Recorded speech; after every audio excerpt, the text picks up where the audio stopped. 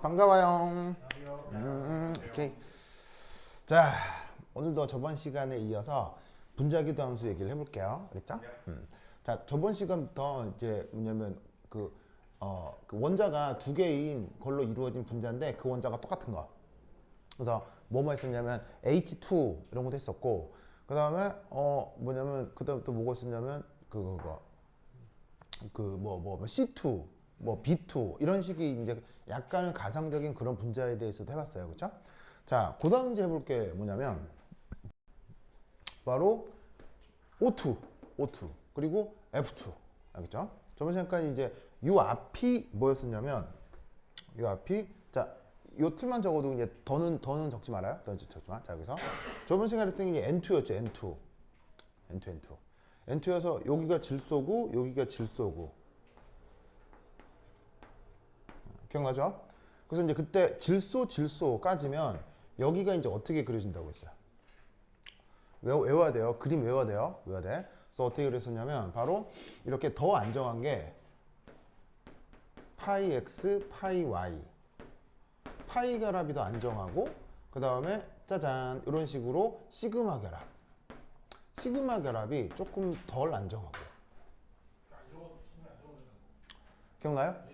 기억나요? 그래서 저번 시간에 N2까지는 여기에 그 본딩 오비탈의 분자기도 함수가 이런 식이었었죠. 네. 기억나죠? 그래서 왜 이런 일이 벌어진다고 했어요?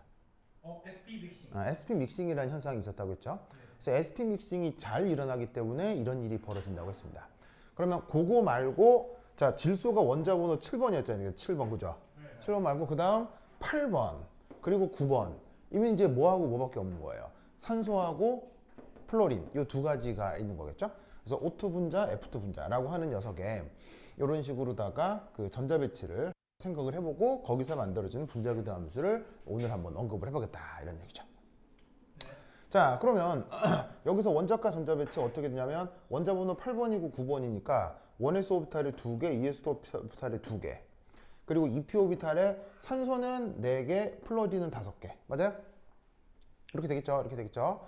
그럴 경우 이 원자과 오비탈로부터 몰리큘러 오비탈을 만드는 것은 첫 번째 1, 두 번째 1.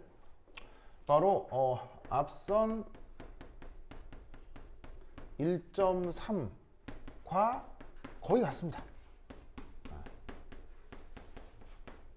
거의 같아요. 그래서 여기 이제 그려놓은 모양도 저번 시간에 그 N2 할 때 하고 거의 상황이 똑같죠, 그렇죠? 그러니까 중요한 게 1.3에서 N2 분자기도 함수 했을 때의 사항들 있잖아요. 그것들을 싸그리 다 외우셔야 된다. 알겠죠? 싹 다 외워야 돼요. 그래서 내가 그 막 한 서너 번 베껴 쓰고 외우라고 했었는데 외운 사람? 대단해요. 대단해요. 대단해. 민선 아니에요? 정말 해야 돼요, 그죠? 한명 했다고? 그래. 시연 했어요? 외우지 못했다고요? 하하이. 안 됩니다. 외워야 됩니다. 외워야 됩니다. 외워야 돼. 그래서 오늘 할 거는 저번 시간에 때 1.3하고 거의 같은데 뭐 하나가 작으냐, 뭐 하나가 다르냐, 요겁니다. 이 SP 믹싱 이게 강하다 약하다? 여기서는 약하게 나타납니다. SP 믹싱이 약하다. 1.3에서는 SP 믹싱이 강하다 그랬어요, 약하다 그랬어요? 이쪽은 강하고요, 이쪽은 약하다고요, 알겠죠? 자, 그게 이제 왜 그러냐? 한번 살펴보죠. 자, 그럼 여기 이제 분자기도 함수가 이제 이 SP 믹싱이 약하게 되는 경우 어떻게 될 것이냐? 요렇게.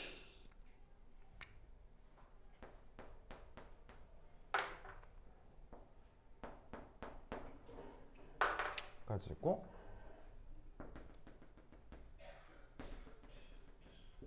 그리고 여기에 시그마 Z.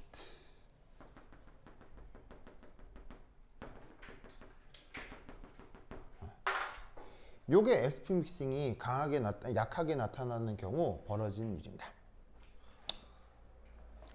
자, 그래서 이게 어떤 일이었냐면 이렇게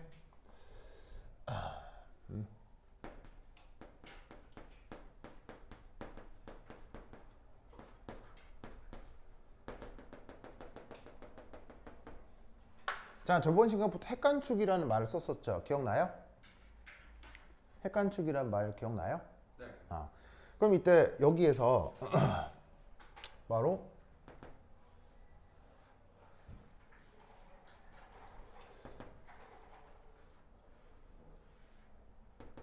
자, 여기 이제 A 원자가 있고 B 원자. 자, 각각 이렇게 있는데 지금 Z축으로 이렇게 뾰족뾰족하게 그려놓은 이 오비탈은 당연히 무슨 오비탈이겠어요? Z. 2pz 오비탈이겠죠? 알겠죠? 그래서 A 원자의 2pz, B 원자의 2pz인데 여기에서 이 Z 오비탈의 특징은 그러니까 P 오비탈의 특징은 한쪽이 플러스고 그리고 반대쪽이 마이너스고 그리고 또 한쪽이 플러스고 반대쪽이 마이너스고 이런 일이 벌어지는 거라고 했어요. 그렇죠? 그러면 지금 이거는 거의 뭘 얘기하는 거냐면 저기에 있는 시그마 2pz 요거가 만들어지는 과정을 그림으로 표현하고 있는 것이다. 시그마 2pz가 뭐야? 시그마 2pz가 요걸 얘기하는 거야. 요거 알겠죠? 요거 알겠죠? 시그마 z라고 쓴 게 여기 시그마 2pz를 뜻한다고. 알겠죠? 자, 이때 보강이야 상세야? 보강. 보강이고요. 계라대 운계라대? 계라대. 계라대. 알겠죠? 이런 게 바로 팍 나와야 돼요. 알겠죠? 그러려면 저번 시간에 했던 걸 돌돌돌 외워야 돼요. 돌돌돌. 알겠죠?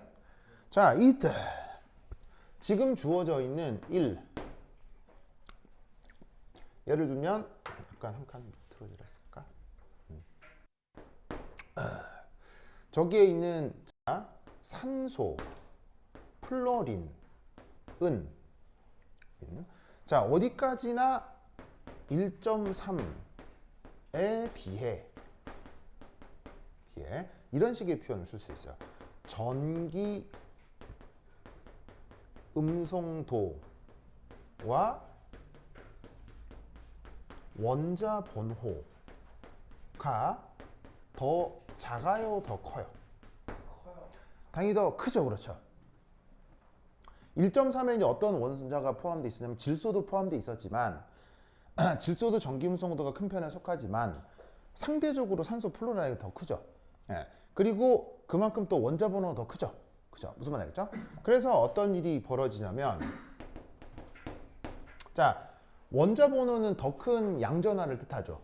원자 번호가 크다는 건 양전하가 크다는 뜻이고 전기 음성도는 전자를 내뱉는다는 얘기가 전기 음성도가 크다는 건 전자를 끌어당긴다는 개념이에요. 전자를 끌어당긴다는 개념이에요. 그래서 어떻게 하냐면 ES 오비탈 ES 오비탈이 어떻게 된다? 핵 가까이 수축합니다. 확 줄어든다고요. 그래서 어떻게 했냐면 이게 뭐 질소, 아니 저기 있는 산소, 플로라이드인데 뭐가 됐건 A 원자가 됐건 B 원자가 됐건 S 오비탈이 그냥 작아진다는 얘기예요. 이렇게 작아져요. 그래서 얘네들은 2S 오비탈.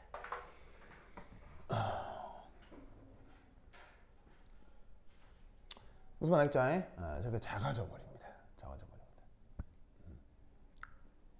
그러면 어떻게 되냐면 작아져 버리기 때문에 잘 봐요. S 오비탈이라고 하는 건 오비탈의 그 뭐냐면은 그 오비탈의 부호가 한쪽이 플러스가 돼 버리죠.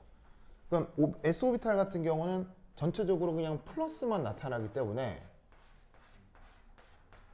어떻게 되냐면 플러스하고 마이너스가 만났으니까 여기는 상쇄가 되겠어요, 보강이 되겠어요? 상쇄가 될 거고요. 플러스하고 플러스가 만나니까 보강이 되게 상쇄가 되겠어요. 보강이 되겠지만 지금 이 그림에서 보강하고 상쇄의 정도가 달라 보여요, 똑같아 보여요? 똑같은 거예요. 무슨 말인지 알겠어요? 그래서 어떻게 하냐면 AS 오비탈이 핵 가까이 수축을 해버리면 어떤 일이 벌어진다?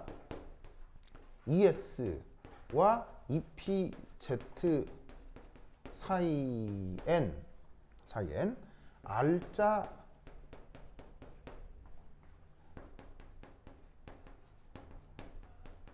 상호작용이 없는 거예요. R자 상호작용이 없어요. 그러니까 뭐냐면 여기는 상세고 이건 보강인데 생긴 게 똑같기 때문에 이 경우는 not bonding, 본딩도 없고 그렇다고 해서 엔타이 본딩도 아닌 거죠. 무슨 말 알겠죠? 왜냐면 보강되는 정도하고 상쇄되는 정도하고 같으니까요. 알겠죠?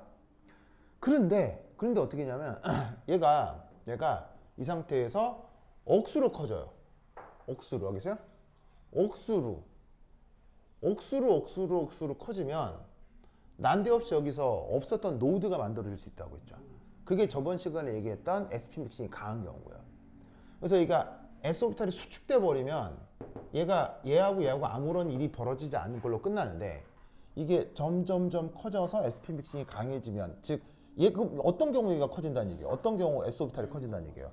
얘가 원자 번호가 작거나 전기음 성도가 작을 때 끌어들이질 못하는 게 점점점 커져서 얘가 여기하고도 상호작용이 생길 수가 있다고요. 왜 근데 그럴 때 네. 커지는 거예요? 이 두에서 오비탈이 왜그 네? 원자보다 작고 그럴 때 커지는 거예요? 예? 그러니까 그럼 이거를 이해 못 하겠네요? 네, 핵 가까이 수축하는 이유가 네. OF 원자보다 큰 거랑 무슨 관계가 있는지 모르겠어요. 아, 전기음 성도가 큰 건 전자를 내뱉는 거에 전자를 끌어들이는 거예요. 끌어들이니까 작아지겠죠.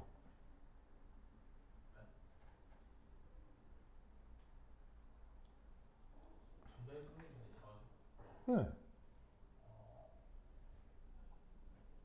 예. 이해가 안 돼? 전자의 끌어들이는 작아져. 오비탈이라고 하는 건 전제가 존재할 수 있는 영역이라고 생각해도 되거든요. 그러면 핵이 전자를 끌어들이면 전자가 핵 멀리 있겠어요? 핵 가까이 있겠어요? 핵 가까이 있을 거 아니에요. 그럼 가까이 있는 전자의 상황을 표현하려면 오비탈이 크다고 해야 되겠어요? 오비탈이 작다고 해야 되겠어요? 이 과정을 이해를 못한 거죠. 여러분들 알겠어요? 알겠죠?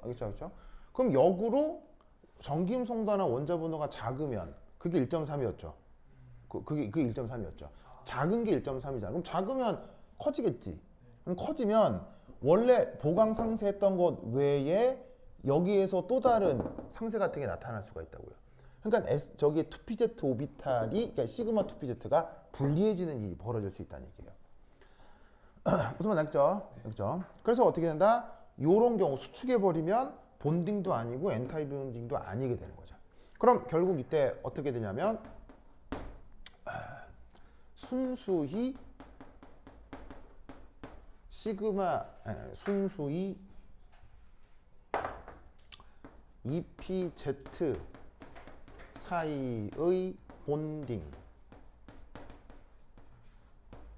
강해지는 거죠. 즉 얘하고 얘 사이의 본딩만 강하게 나타날 수 있다 이런 얘기예요. 그러면 어떻게 했나? 강해지고 시그마 Z는 안정해질 수 있습니다. 무슨 말인지 알겠죠?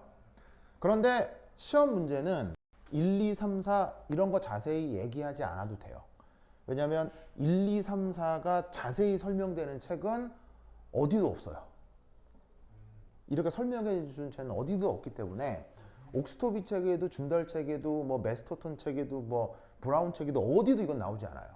그냥 말이 뭐만 나올 뿐이다? 이것만 나와요. 무슨 말 알겠죠? 그래서 만약 시험 문제에 내가 뭐라 그랬냐면 파이 본딩하고 시그마 본딩 중 시그마 본딩이 안정한 이유를 쓰시오. 답이 뭐예요 그냥? 이거만 쓰면 돼. 끝. 알겠어요? 끝. 이 설명은 교사도 몰라요. 그렇죠? 무슨 말 알겠죠? 그러니까 이거 알아들을 정도면 고등학교 교사하지 않아. 알겠지? 정말이에요. 정말이에요. 네, 정말이에요. 네, 정말입니다. 네. 그러니까 이 정도 깊이까지 공부했는데 고등학교에서 교사하지 않아요. 그렇죠? 그러니까 이걸 몰라. 이거 아예 몰라. 단분 뭐만 쓰면 돼? 이것만 쓰면 돼. 알겠죠? 이거 쓰면 알겠지? 그치? 근데 여러분 궁금해할까봐 말씀드린 거야, 그렇죠? 혹은 발표하라고 하면 얘기해요, 알겠죠? 발표하라고 하면 뭐 이렇게 생각합니다 하고 발표해요, 알겠죠? 그렇죠? 자, 어쨌건 근데 답은 이거만 쓰면 돼. 그럼 역으로 이게 뒤집히면 왜냐? 답을 뭐라 쓰면 돼? SPMC 강하다. 끝, 알겠죠? 그럼 돼, 알겠지? 그래서 이 논리를 꼭 기억하라 이 말이죠. 됐죠? 됐다. 오케이. 그러기엔 너무 이르지 않나요?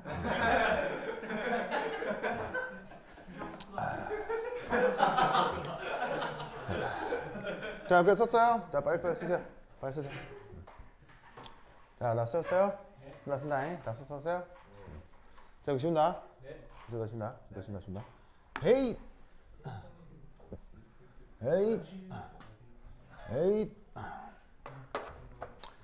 자, 그 다음 두 번째 1, 2, 3. 그 다음 전자배치.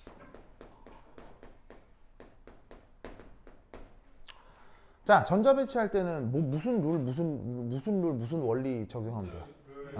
바로 이제 훈트 룰하고 그 다음에 파울리. 요 두 개, 요거 꼭 기억하면 되죠, 그렇죠? 자, 그럼 뭐 예를 들어서 첫 번째 1, O2 부터 해보자. 그럼 여기가 어떻게? O2 맞죠?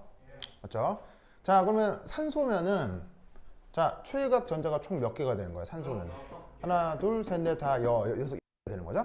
그럼 여기 이제 하나, 둘, 셋, 넷, 다섯, 여섯 이렇게 하면 되고 하나, 둘, 셋, 넷, 다섯, 여섯 이렇게 해주시면 됩니다. 자, 여기는 2PZ를 전자쌍으로 만들었고요. 여기는 2PX를 전자쌍으로 만들었는데 별로 상관이 있어요? 별 상관없어요? 상관없습니다. 아무 때나 채우시면 됩니다. 네 번째 전자는. 알겠죠? 왜냐? XYZ는 공간상에서 상대적이에요? 절대적이에요? 상대적일 뿐입니다. XY 세 개의 축은 이렇게 훅 돌아가기 때문에 이게 뭐냐면 아무 때나 채우셔도 됩니다. 그런데 그러니까 이게 봐봐요. 이게 하나의 산소 원자고 여기 하나 산소 원자의 또 다른 존재 XY Z축이라고 해봐요. 알겠죠? 그럼 얘도 그냥 산소 원자 상태에서 막 자유롭게 이렇게 있을 거고 얘도 막 자유롭게 이렇게 있을 거 아니에요. 즉 화학 결합을 이루기 전에는 이놈의 XYZ하고 이놈의 XYZ는 일치되지 않는다고요. 지맘대로라고요. 그런데 화학 결합을 딱 해버리는 순간 하는 순간 X축이냐 Y축이냐 Z축이냐가 의미가 생기는 거예요. 무슨 말인지 알겠어요? 그러니까 원자 상태에서는 아무 때나 배치하고 그게 결합을 딱 이루는 순간 움직여도 이제 같이 움직이게 될 거 아니에요. 움직여도 같이 움직일 거야. 그러니까 그때부터는 결합을 하고 나면 Z냐 Y냐 X냐가 의미가 생기는 거지. 무슨 말 알겠죠? 자, 그럼 이제 여기에 전자가 여기도 총 몇 개 있어? 6개. 6개니까 쭉 다 채우면 어떻게 되겠어요? 12개 있죠. 그럼 12개를 이 훈트룰과 파울리 베타올리에 의사 채운다. 자, 그러면 하나, 둘, 셋, 넷, 다섯, 여섯, 일곱, 여덟, 아홉, 열하나, 열둘. 여기 있어. 이렇게 돼야 되겠지. 조그맣게 그려져가지고 내가 못 봤네.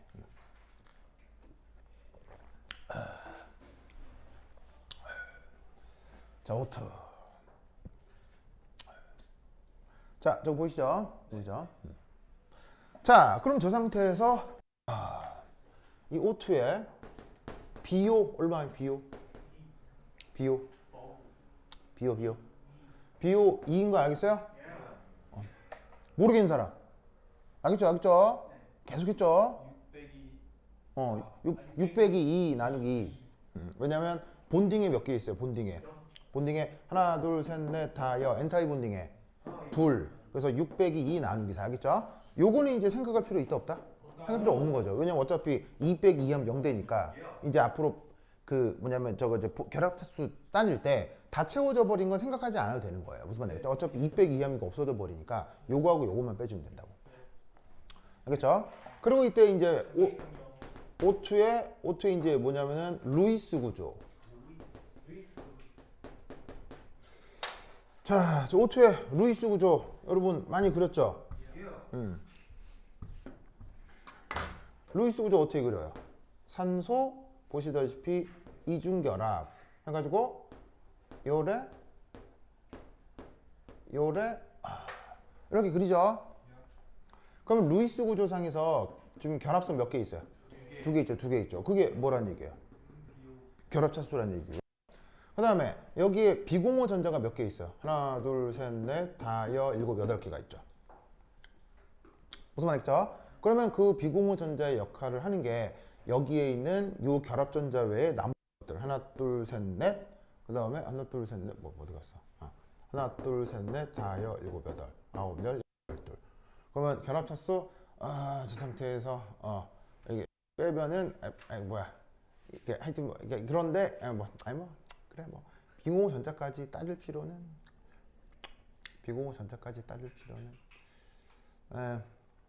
예를 들면 뭐 굳이 따진다면 그러니까 사실은 이제 여기서의 전자하고 여기서의 전자를 일치시킬 필요는 있다 없다? 일치시킬 필요는 없어요. 왜냐하면 요거는 이제 전자쌍이 어딘가에 머물러 있다라고 하는 편제 전자 모델이고요. 요거는 이제 불확정성의 원리가 적용이 돼서 사실 요 전자, 요 전자, 요 전자를 물리적으로 구분할 필요는 없거든요. 구분할 수도 없고. 그래서 양자역학적인 불확정성 원리가 적용된 모델이라 요거하고 요거가 100% 일치되진 않아요. 그래서 굳이 일치시킬 필요도 없고. 근데 굳이 따져본다면 여기에 지금 요 결합차수에 포함되지 않는 하나, 둘, 셋, 네 개의 전자가 있죠.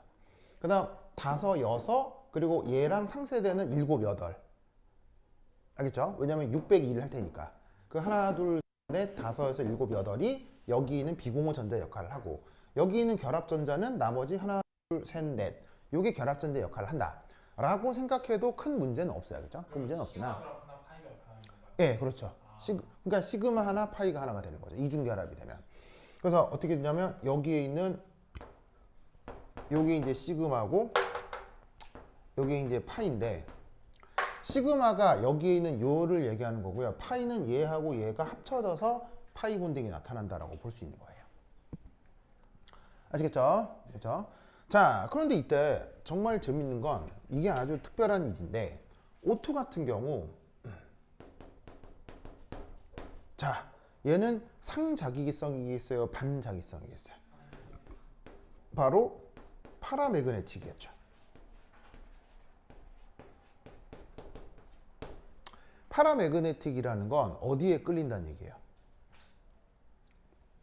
파라매그네틱은 어디에 끌리는 거라고 했어요? 자석에 끌린다고 했죠. 그러면 왜 얘는 자석에 끌리느냐? 바로 홀전자가 있기 때문이죠.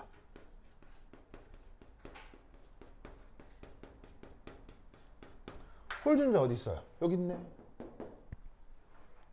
그래서 이 O2는 자석을 갖다 대면 쟤는 어떻게 된다? 끌립니다.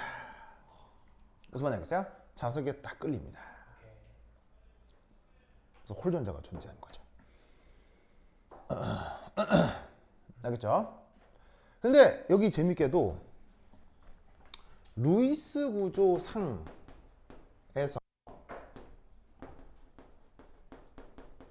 홀전자의 존재를 확인할 수 있어요? 확인하기 어려워요? 어렵죠? 왜냐하면 분명히 분자기도 함수에는 홀전자가 있지만 루이스 구조는 그 옥텐 룰을 만족시키고 보시다시피 이렇게 전자가 쌍으로만 있는 것처럼 보이기 때문에 이 그림만으로는 홀전자가 있는 걸 생각하기 어렵죠. 그래서 이때 어떤 거를 생각하기도 하냐면 이건 이제 일반화학에선 이런 표현 잘 안 나오고 유기화학에서 이런 표현이 종종 나오는데 여기에 있는 이 파이 결합을 이루는 전자 있죠. 얘를 유기화학 교재에서는 어떻게 그리기도 하냐면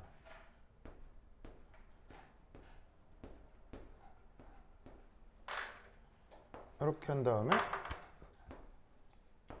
이렇게 그리기도 해요. 무슨 말 알겠어요? 자, 그러면 이렇게 그리면 사실 옥텐 만족해요? 옥텐 만족하지 않아요? 옥텐 만족하지 않죠? 옥텐 만족하지 않습니다. 옥텐 만족하지 않지만 굳이 이렇게 그리는 이유는 네, 바로 이렇게 홀전자의 존재 때문에 이렇게 그리는 그림도 있을 수 있어요. 알겠죠? 근데 일반학 교재에는 안 나오고요. 반응성을 설명해야 되는 유기화학 책에는 이런 설명들이 나옵니다. 무슨 말 알겠죠? 그래서 홀전자가 지금 몇 개 있죠? 산소에는 2개가 있죠. 그걸 어디에서 확인할 수 있다? 여기에서 분자기도 함수에서 확인을 할 수가 있습니다.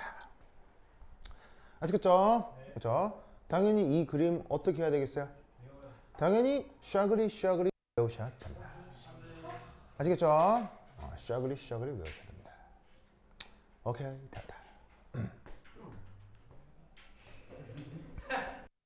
자, 다 썼어요? 네. 썼죠? 다 벌써 써? 다 써? 됐죠? 자, 메꾸세요. 아이고. 잘 지키고 있겠지? 좋아. 네 지나가다가 방구를 붕키면 시험 거스, 네, 알겠습니다. 네. 좋아. 자, 그 다음. 자, 그 다음 얘는 당연히 F2겠죠? 크게 어렵지 않고 그냥 뭐 그림만 그려보자면 이거겠네요.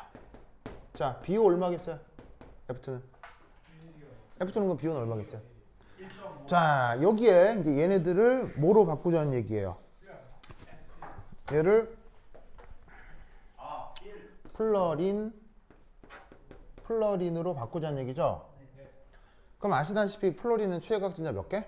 7개니까 여기다가 하나 더 이렇게 넣어주면 되지. 알겠죠? 그럼 여기에 전자가 추가적으로 2개가 더 들어가는 거죠? 그럼 여기다가 쫀 끝. 알겠죠? 이게 바로 F2의 로이스 구조다. 아니, 이거 분자기도 함수 구조다. 그러면 이때 BO 얼마야? 1. Counting stone.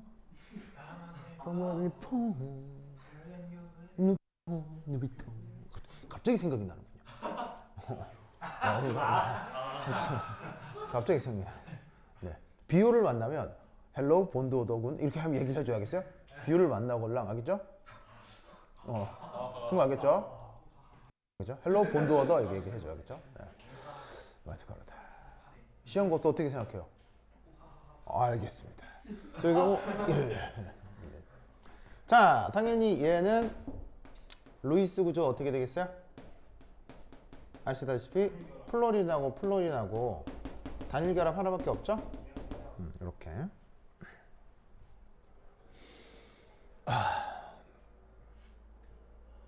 자, 그 다음 얘는 자기성이 상자기성이에요, 반자기성이에요?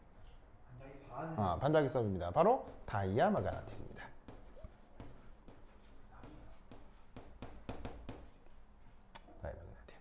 자, 왜 다이아 마그네틱이죠? F2 같은 경우는 바로 너우홀 전자라는 걸 알 수 있죠. 그래서 오트처럼 F2도 같은 방식으로 분석을 하면 되고요. 같은 방식의 분석 결과 이렇게 서로 다른 성격을 설명할 수가 있죠. 이제 퀴즈.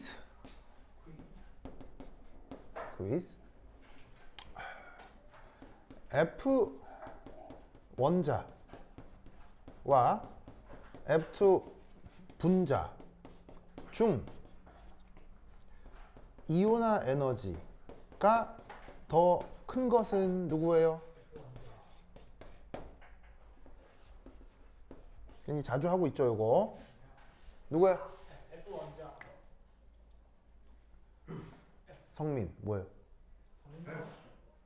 그래, 알겠습니다. 플로라이드 원자죠. 아시겠죠? 자, 어떻게 생각하라고 했어요? 네, 여기 이제 뭐냐면 주양자 수가 무한대인 어떤 에너지 상태가 있을 거 아니에요, 그렇죠?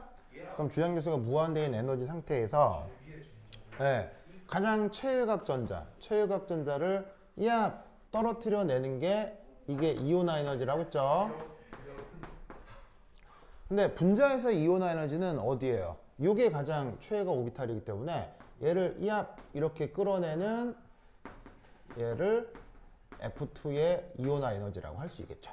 그럼 둘 중에 어디가 크고 작다? 이 경우는 원자가 더 크고 분자가 더 작습니다. 알겠죠? 이게 저번 시간에 했던 N2하고 결과가 뒤집히는 거 알겠어요? N2는 어디가 이온 에너지가 더 컸었냐면 N2는 분자가 이온 에너지가 더 컸었어요.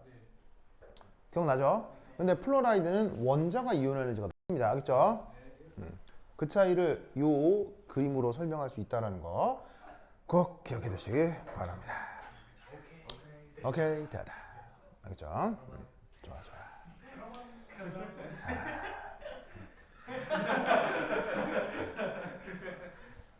좋아요.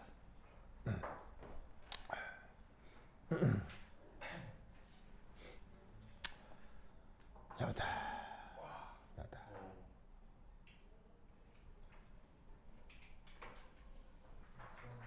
자, 됐죠? 됐죠? 자. 그 아까 O2는 홀전자가 있다고 했죠. 그래서 어디에 끌린다? 자석에 끌려요. 그죠? 자석에 끌려요. 반면 자, 여기 한번 지워 볼게요.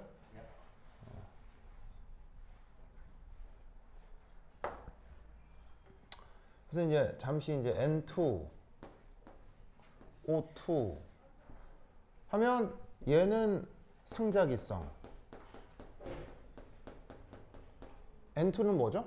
반자기성이죠. 그죠?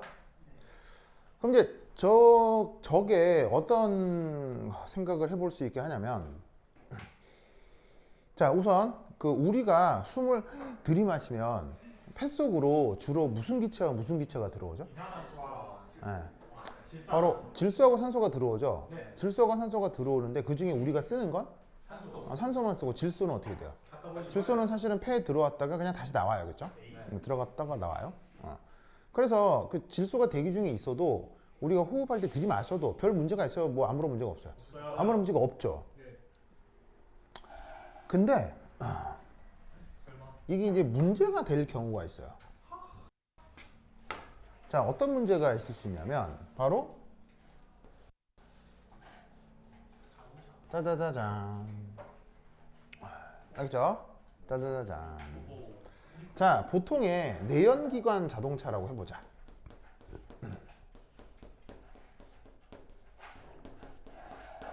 내연기관 자동차 뭘 이용해서 가는 거? 뭘 이용해서 가는 거? 기름. 열기관 좋아요. 열기관 좋고. 네, 열기관 좋고요. 그 뭐냐면은 기름 떼서 가는 자동차 있잖아요. 기름 떼서 가는 거. 그럼 당연히 기름 떼서 가는 거 그런 자동차를 얘기하는 건데 그 기름 떼는 자동차는 반드시 기름 외에 뭐가 있어야 갈 수가 있습니까? 기름이 연료잖아요. 운전자요?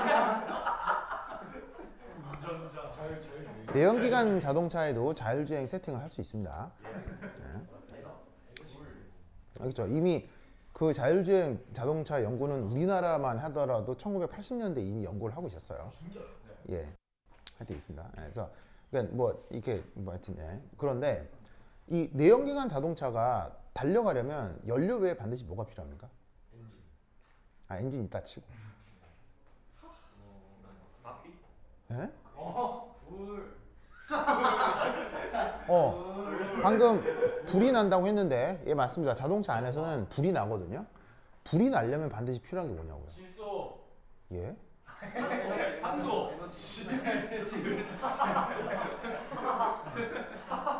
여러분 걸어 다니려면 에너지가 필요하죠. 그러니까 밥 먹어야 되잖아요. 근데 밥만 잔뜩 먹인 다음에 숨 못 쉬게 코 막아버리면 어떻게 되죠? 자, 움직여요, 못 움직여요? 움직여요. 못 움직이죠? 영원히 못 움직이죠? 무슨 말인지 알겠어요? 알겠어요? 그러면 사실은 자동차라고 하는 것도 일부는 사람의 모습을 본딴 거예요. 뭔 말인지 알겠어요? 뭐 굳이 사람의 모습을 일부러 굳이 따라했다가 아니라 사람이 밥 먹고 돌아다니는 원리하고요. 자동차 휘발유 놓고 가는 원리가 그게 원리적으로 같다는 얘기예요, 다르다는 얘기예요? 같다는 얘기예요.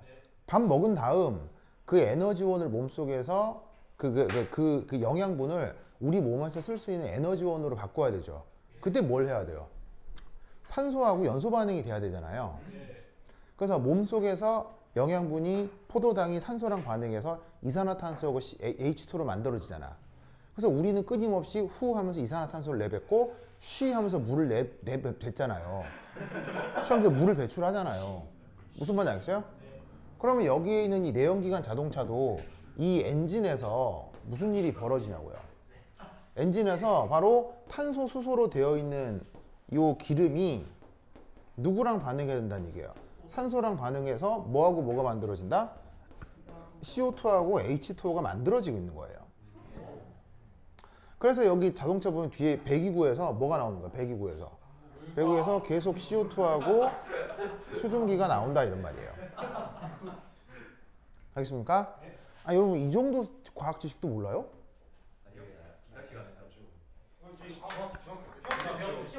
예, 그리고 결국 만들어진 얘가 뭐가 되는 거예요? 그 유명한. 그렇죠. 이게 무슨 역할을 하냐고요. 예, 이게 온실기체가 되는 거죠. 무슨 말 알겠죠? 그래서 온실기체가 돼서 그래서 이런 내연기관 자동차를 운영을 하면 계속 운행을 하면 이 지구가 어떻게 되겠어요? 지구가 이제 뭐냐면은 이제 좀 곤란해진다라고 생각을 하는 거란 말이에요. 알겠죠? 근데 이때 이 기름은 이 자동차가 어떻게 공급받아요? 여기 주유구가 있잖아요, 주유구. 여기 있으니까 여기 이제 기름을 넣는데 이 자동차의 경우 산소 어떻게 받아요? 산소. 연소. 산소 어떻게 받아들여? 아니, 산소랑 반응하는 게 연소고요. 연소고요. 산소가 없으면 연소도 없죠. 네, 바로 자동차 앞에는 여러분 자동차 앞에 보면 여기 헤드라이트가 있고요. 여기가 이렇게 뚫려 있어요, 이렇게. 그러니까 이게 이 모양이 자동차 회사마다 독특하죠. 네, 그래서 뭐 이렇게 뭐 B사 아니면 A사 뭐 이렇게 나름의 모양들이 있단 말이에요. 무슨 말 알겠어요? 무슨 말 알겠죠? 그럼 이렇게 뚫려 있는 여기로 뭐가 들어간다는 얘기예요? 여기로 공기가 들어간다는 얘기예요. 무슨 말 알겠어요? 즉 자동차는 이 앞을 이제 그릴이라고 하는데 이쪽으로 어떻게 된다? 공기를 들이마시는 거예요. 사람이랑 똑같다고 알겠어요? 그러니까 만약에 여러분들이 누구를 굉장히 골탕을 먹이고 싶다. 그런 사람 있어요. 네. 그럼 어떻게 하면 되냐면 그 사람이 내연기관 자동차를 타고 다닐 경우에 이 앞에다가 있잖아요. 테이프를 발라두세요.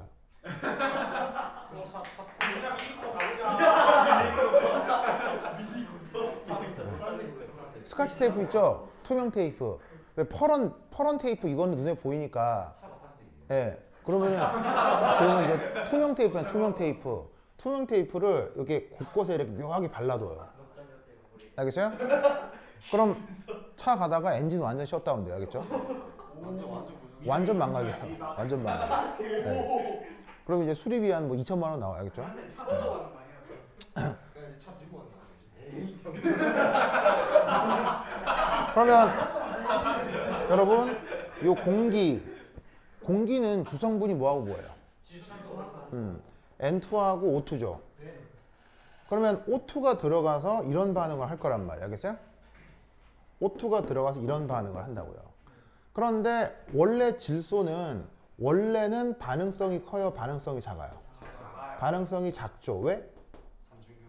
삼중결합 하니까 결합력이 강해요, 약해요? 결합력이 아주 강합니다. 결합력이 강하기 때문에 질소의 삼중결합은 잘 끊어지질 않아서 질소기체는 반응성이 아주 낮아요. 그러니까 사실 사람이 들이마셔도 괜찮은 이유는 질소기체가 반응성이 작기 때문에 몸속에 들어와도 아무런 반응하지 않고 빠져나오는 거예요. 그냥. 알겠죠?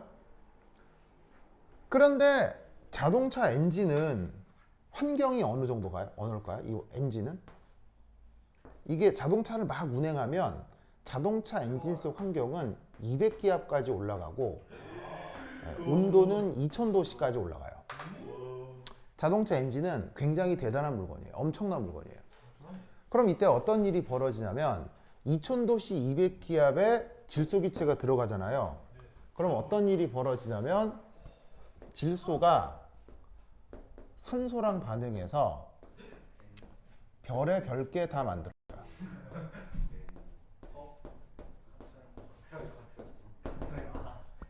별의 별개 다 만들어져요. 무슨 말 알겠죠? 이런 걸 우리가 뭐라고 해요? 이게 아까 얘기했던 매연이에요. 여기서 특히나 N2O5 같은 경우는 산성비의 주 원인이죠. 그래서 산성비 어쩌고 저쩌고 하는 게 저 물질들로부터 유도가 되는 거예요. 알겠죠? 그러니까 자, 예를 들면 질소 기체를 사람이 들이마실 때는 큰 문제가 있어요, 없어요? 없죠. 왜? 왜? 사람 몸의 온도는 몇 도? 37도. 그다음 질소 기체 압력은 0.8기압이죠. 그렇죠. 무슨 말 알겠어요? 근데 자동차 엔진은 기체를 받아들인 다음에 피스톤이라고 하는 걸로 확 압축을 시켜요. 확 압축을 시키니까 압력이 200기압까지 올라가고 불이 나고 있는 상황이기 때문에 2000도씨까지 올라가서 질소가 반응을 할 수 있어요. 그러니까 온실기체 외에 뭐도 여기서 빠져나오냐면 이런 식의 매연들이 막 빠져나오는 거예요. 그래서 여러분 그거 자살하는 방법 중에 뭐 있어요? 자살하는 방법 중에 여기다가 이렇게 곰호수 연결해 가지고 차 안으로 다시 넣고 문 딱 닫은 다음에 여기서 수면제 먹고 자면 죽죠. 네, 자살하는 방법 중에 뭐가 있냐면 여기에 이 배기구에 고무호수 연결해요. 알겠어요? 고무호수 연결한 다음에 유리창으로 딱 넣고 테이프로 발라요. 그런 다음에 시동 딱 온 하면 어떻게 되겠어요? 여기 매연이 안으로 이산화탄소하고 매연이 계속 둘둘둘 들어가겠죠. 그리고 수면제 먹고 자는 거예요. 수면제 자면 어떻게 되겠어요? 산소 농도 계속 떨어지니까 죽죠.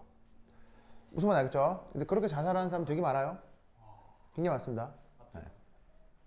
무슨 말 알겠죠? 그래서 어떻게 된다? 공기를 빨아들이는데 질소 기체와 산소 기체가 동시에 들어가는 게 문제예요, 문제 아니에요?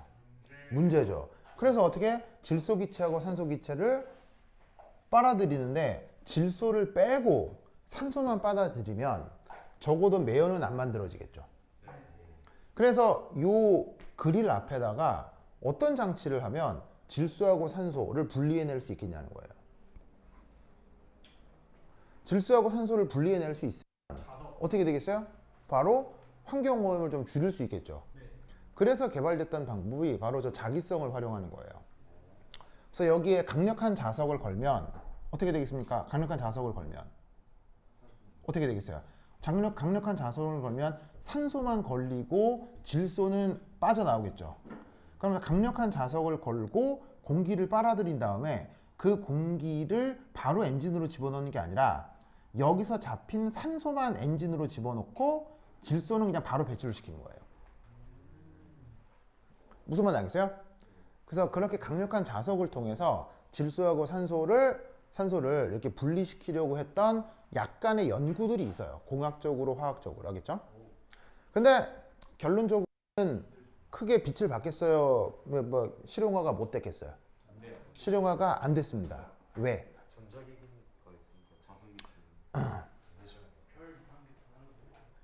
바로 산소를 끌어들일 정도의 자석이면 자석 성능이 좋아야 되겠어요? 약해야 되겠어요? 성능이 좀 좋습니다. 그런데 강력한 자석일수록 무거워집니다. 그러면 차가 무거워진다는 얘기는 자동차 메이커 입장에서는 될 일입니까? 안 될 일입니까? 안 될 일이죠. 무슨 말 알겠죠? 네. 그래서 어떻게 했냐면 사람들이 생각만 했다가 그냥 없어진 그냥 아이디어입니다. 무슨 말 알겠죠? 그래서 요즘은 아싸리 뭐를 이용하지 않는 산소를 이용하지 않는 무슨 차를 활용하는 거예요? 그냥 아싸리 그냥 전기차를 활용하는 거예요. 무슨 말이죠? 네, 아싸리 전기차를 활용하고 그다음에 그 뭐냐면은 이제 수소 연료차를 활용하는 거죠. 수소 연료차도 사실 뭐가 필요하다? 수소 연료차도 산소가 필요해요. 수소 연료차도 산소를 받아들입니다. 근데 수소 연료 전지가 구동되는 온도는 200도입니다. 그러니까 수소 연료 전지가 구동되는 온도가 200도씨이기 때문에 2000도씨보다 훨 낮죠. 그래서 수소 연료 전지에서는 질소를 받아들여도 반응한다 안 한다? 안 합니다. 아시겠죠? 그래서 수소 연료 전지를 활용하고 아싸리 전기차로 바꿔버리면 이렇게 질소가 속에서 매연을 만드는 문제를 아예 근본적으로 이제 해결을 해볼 수가 있는 거죠. 무슨 말 알겠죠? 그죠? 그러니까 지금 해드리는 모든 내용이 공학적이기도 하지만 아주 화학적인 내용들인 거예요. 알겠죠? 그래서 이제 이런 프로젝트가 이제 떨어지면 그런 연구들을 공학자뿐 아니라 물리학자, 화학자들이 다 같이 연구를 하는 거예요. 아시겠죠? 그래서 이제 그런 것들을 이런 아이디어에서 생각해낼 수가 있고, 아까 얘기했듯이 저번 시간에 그렸던 1.3처럼 지금 1.4도 이거 어떻게 하라고?